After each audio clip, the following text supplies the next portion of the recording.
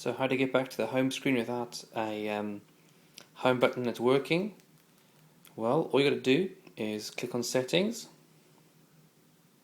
If you can't get to your home screen, first restart your device, and then once you've come back on, go back to settings, click on general, then scroll down to passcode lock, turn it on, put a basic passcode, whatever you want to do. I'll put 1234. Once it's on and enabled, if you push your sleep button on the top there, push it again, slide to unlock, push emergency call, don't do anything, just go back.